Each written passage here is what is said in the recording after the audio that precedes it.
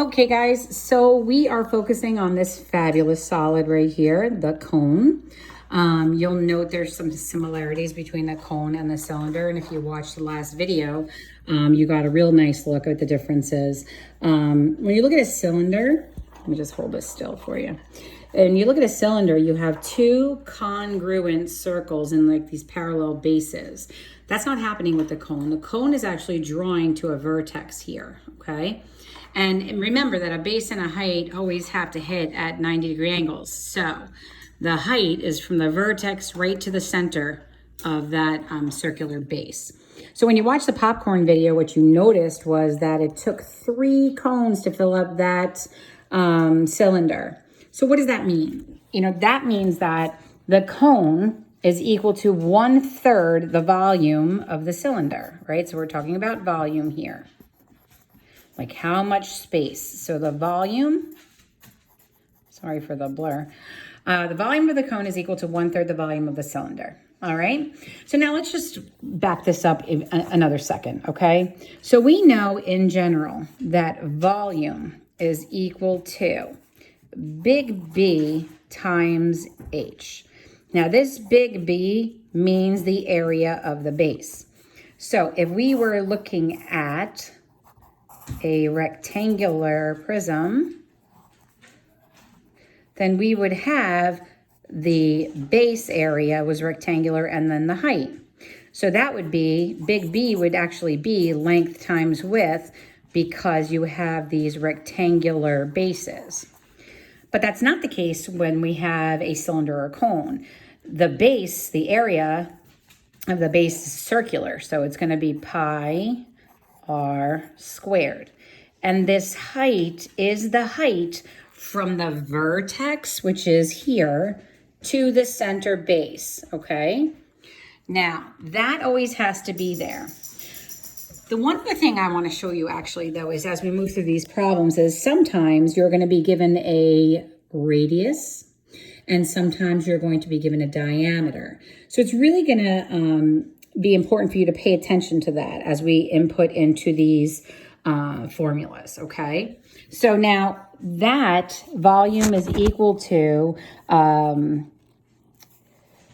r squared h, but that's not the case with the cone, because now the cone is only 1/3 of it.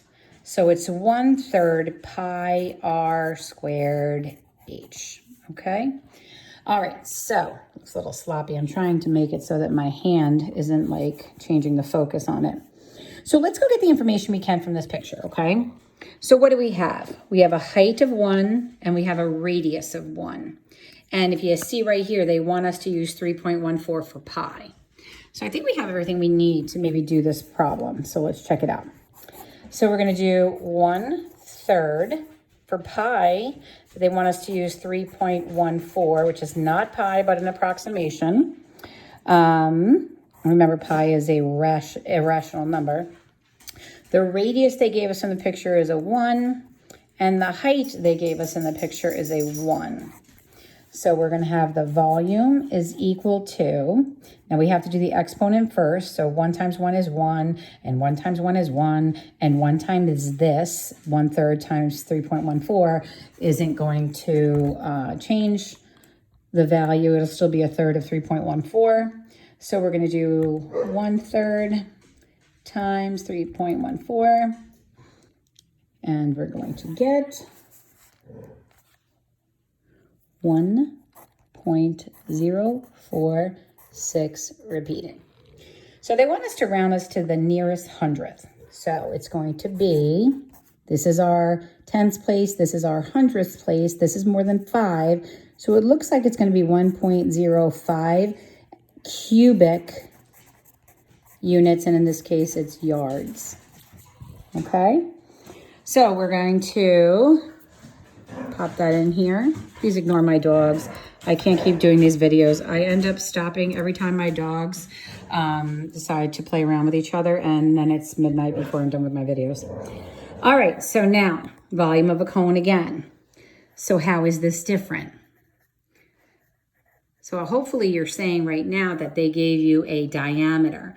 The diameter is the longest chord that runs through the center. It's made up of 2 radii. If the diameter is 4, then the radius is 2. And the vertex to the center is also 2, and that's the height. So I'm going to kind of come on over here and write down those pieces of information. So I put the height here as a 2, the radius as a 2, and they also want me to use the approximation for pi. So here we go.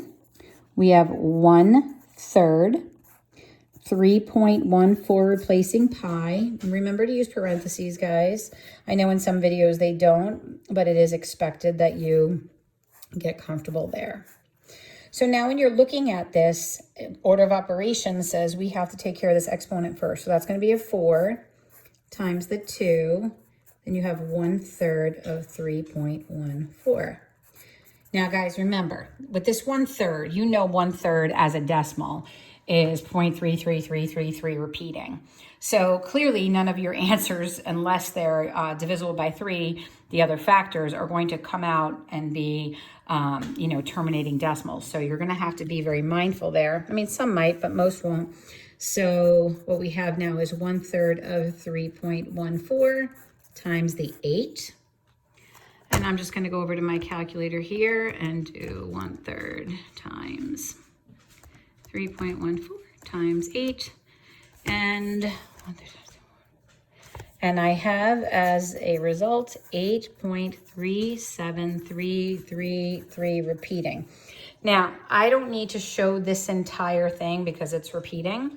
They want me to round to the nearest hundredth in this case, which puts me right here. The 3 is less than 5, so all of this will just drop off. And I will have 8.37, and this will be cubic yards. Okay, so cubic yards. These programs are going to put that in for you, but I really want to make sure that you can take care of that yourself. It's not something we can forget. So this one right here, you just pay attention to what they are giving you. If they're giving you a diameter, then it's your job to, be a detective and get that radius. So right here, they give you a diameter of 2, and they gave you a height of 3. So let's kind of come on over here and see what we can come up with, all right? So we have a diameter of 2 and a height of 3, and it's a cone. So it's going to be 1/3. Now here's a case where you won't see that repeater, and I'll show you why. 1/3 times 3.14. This is actually, I should write the formula for you first. It's going to be 1/3. It's going to be pi r squared h. So the radius, so if the diameter is 2, that means the radius is 1. And then we're going to square it, and the height is 3. Now, when you look at this, you can certainly go to your calculator and take care of business here. 1 squared is 1, so that's not going to change anything for me. 1/3 of 3, see, this is 3 is going to create, it's a beautiful factor. So when you go 3 times 1/3, you get 1. So those will simplify, and then you're finally left with this 3.14 cubic centimeters in this problem, okay? So I will place that one in. And we're gonna do one more together, and then you're just gonna go be an awesome rock star. Don't worry if you get the question and it's given to you like this. Please don't be put off by that. I mean, it's still the same thing. The vertex is still going to be right. Oh, sorry, hold on a second. Right.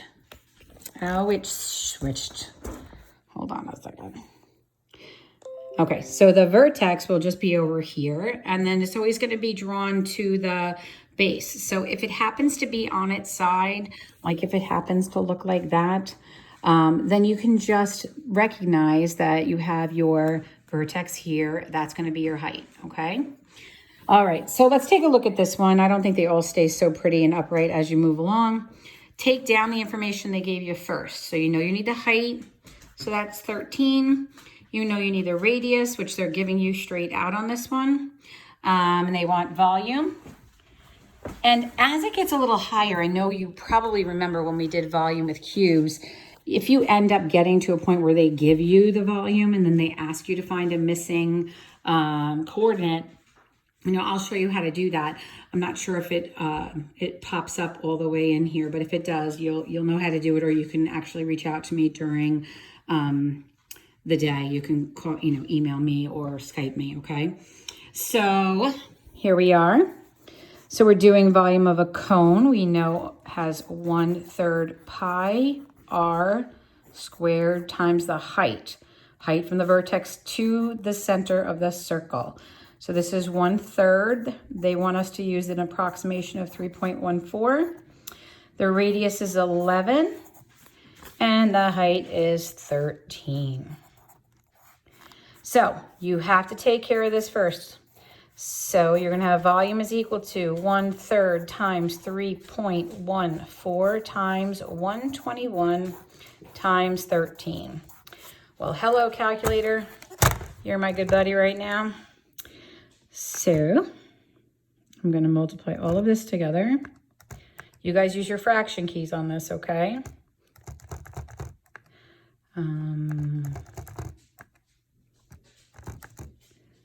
And I have, wow. So I have 1,646.40666 repeating. Now I'm just going to multiply that together just to kind of make sure it seems reasonable. I'm going to check it out. 121 times 13 times 3.14. Now, I can divide that by 3. That's the same thing. I do get the same amount. Okay, so we're going to round this to the nearest hundredth. So we're here. This guy is going to tell me to bump him up 1. So it's going to be 1,646.41 cubic centimeters. I'm sorry. Cubic centimeters. Okay. Now, I expect your work to look like this. This is important. Like, this is what you need to do. Okay. Now, just on the off chance, let me just show you. Just on the off chance that they give you a volume. Let me just see if they do it on this one here. 1,646.41. All right. Yeah, so they just seem to be making you find the volume, but maybe when you get up to the higher level stuff there, they'll actually give you a volume. And hold on one second, guys. I'm trying to create a problem for you here. So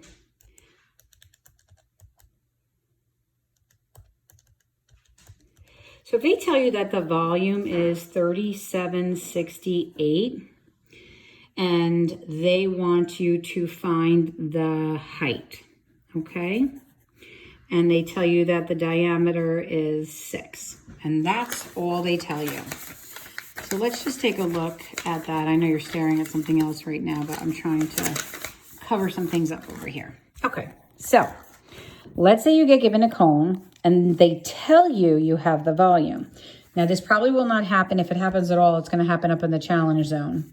So if they're talking about a cone, whenever they give you this, like we did with the cube, and just to remind you, if you had, let's say, a volume of a cube and it was 15,625 cubic centimeters, let's say, and that was your cube, because we did this unit, so hopefully this will be a nice little connector for you.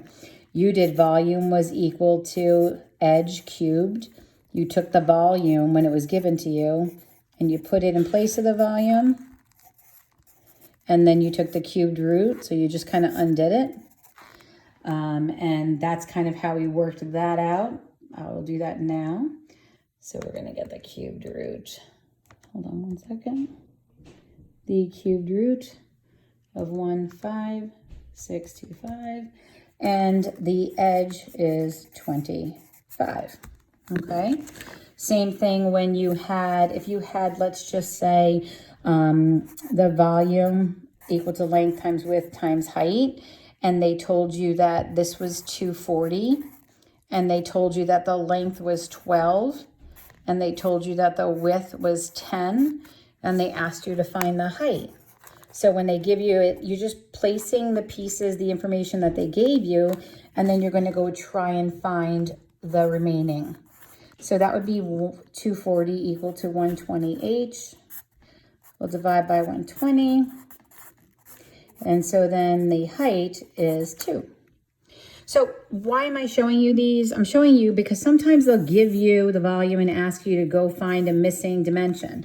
Here they gave you the volume and they wanted you to go find a missing dimension. So with this cone, if they should give you the volume and ask you to go find a missing dimension, you're going to take the volume and you're going to place it here. And you're going to plug in all the pieces they tell you, and they want you to use 3.14 for pi. And we don't know, oh, we do know the radius. The radius is half the diameter. So if the diameter is 6, then the radius is 3. So we're going to put 3 in here, and then we're going to see the height. So what I'm going to do now is I'm going to write 37.68 equal to 1/3 times 3.14 times 9 times h. Now what's nice about this is because of the commutative property, I can do 1/3 of 9 and know that that's 3. And then I can do 3.14 times 3 and get 9.42h is equal to 37.68. Now I would divide, and I would take my 37.68 and divide it by 9.42. And it looks to me like the height of this was 4. Now, I think this IXL in its total will only be looking for a volume. Once you get up into your challenge zone, they may give you a volume. That's when you would use this. That's the only time that you would use this.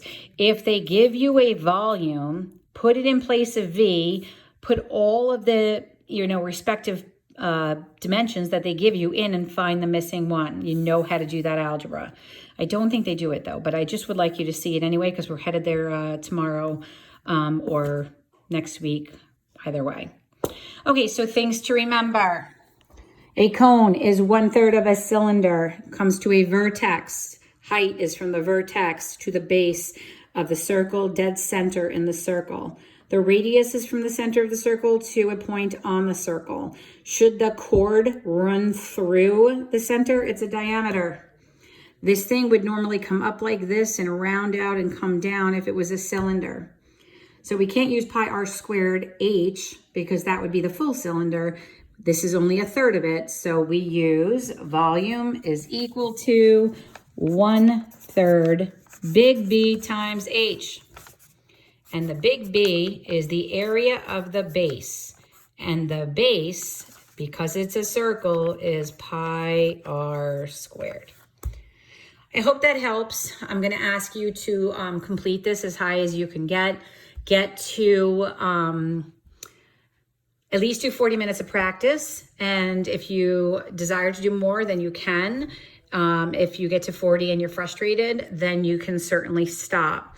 If you get a bunch wrong and you have not put in 40 minutes, I expect to hear from you on email or Skype or reach out to me so I can offer you some help.